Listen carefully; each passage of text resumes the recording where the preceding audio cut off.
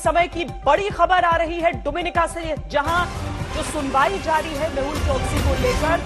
मेहुल चोकसी को लगा है बड़ा झटका। कोर्ट में डोमिनिका सरकार ने कहा है कि मेहुल चोकसी को भारत को सौंपा जाए। कोर्ट में अपना पक्ष रखते हुए डोमिनिका सरकार ने कहा कि चोकसी की याचिका को सुना नहीं जाए, उसकी याचिका वैध नहीं है। ये कितना बड़ा हो सकता है इस पूरे मामले में, और मेहुल चोकसी जो पूरी कोशिश कर रहा है कि किसी भी तरीके से भारत ना आ पाए, जहां पर वो घोटाला करके भागा है, उसके लिए ये झटका कितना बड़ा है। हमारे साथ हमारे संवाददाता मुनीश पांडे इस समय फोन लाइन पर जुड़ रहे हैं। मुनीश, डोमिनिका सरकार का ये कह देना कि ये याचिका वैध नहीं है और इसे सुना नहीं जाए, सीधा रास्ता अब कहां की ओर जा रहा है? जी देखिए श्वेता, कह सकते हैं कि ये पूरा का पूरा जो डोमिनिकन कोर्ट ने अभी ये डोमिनिका के जो पब्लिक प्रोसिक्यूटर हैं उन्होंने कोर्ट को ये जो बात कही है, इससे पूरा का पूरा मामला पलट गया है।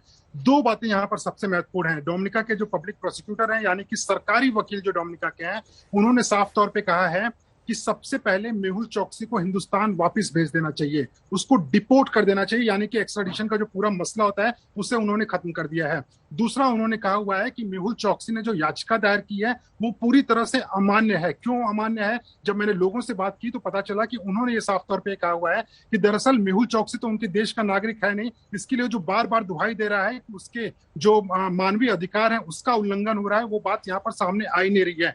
मसला यहाँ पर सिर्फ फंसा हुआ है कि क्या वो देश में गैर कानूनी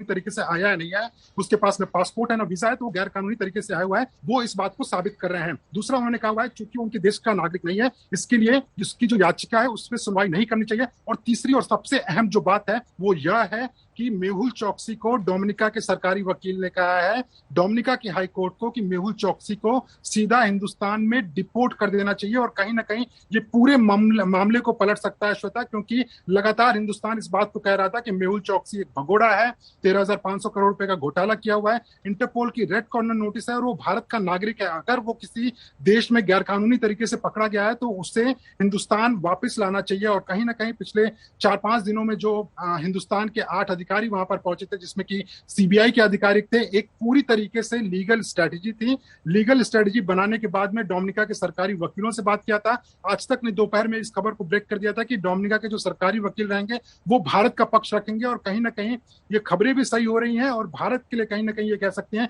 कि एक बहुत बड़ी जीत की तरफ ये दिख रहा है कि जो डोमिनिका के सरकारी वकील है, यानी कि डोमिनिका की सरकार जो है वो कह रही है डोमिनिका की हाई कोर्ट से कि इस शख्स को, मेहुल चोकसी को, हिंदुस्तान वापस भेज देना चाहिए। नहीं, सीधे तौर पर यह आम एक कोई ऐसा मामला नहीं था जहां पर एक घोटालेबाज के लिए सुनवाई हो रही हो, बल्कि यहां पर कूटनीति बहुत अच्छी तरीके से इन्वॉल्व हो गई।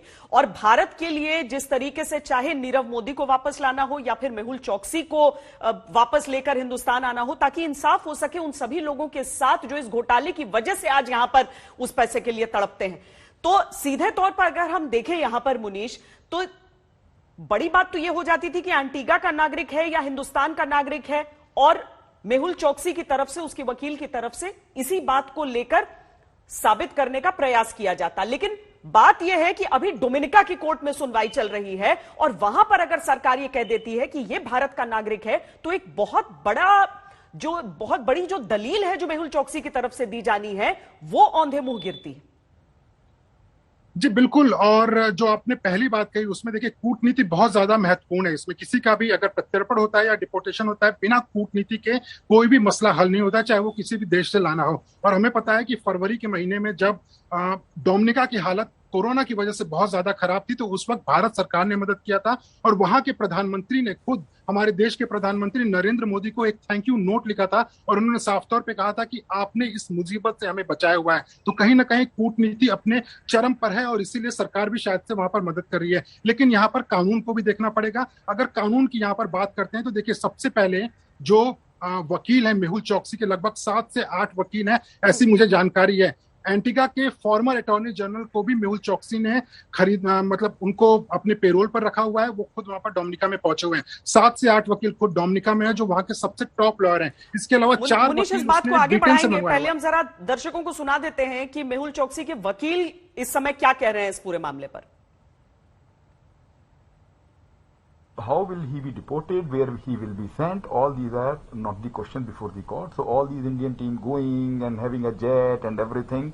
So I wish them happy vacations. So that is not the consideration. They are not even a party. Okay. And sir, also what will be the upcoming, or what will be the next action course of both the things? It would only depend upon the outcome of the court today. Okay. Okay. Thank you, sir. How will he be deported? Whether Dominican police has the right to keep him in custody or not? How will he be deported? Where he will be sent? All these are not the question before the court. So all these Indian team going and having a jet and everything. So I wish them happy vacations. So that is not the consideration. They are not even a party. Okay. And sir, also what will be the upcoming, or what will be the next action course of both the things? It would only depend upon the outcome of the court today. Okay.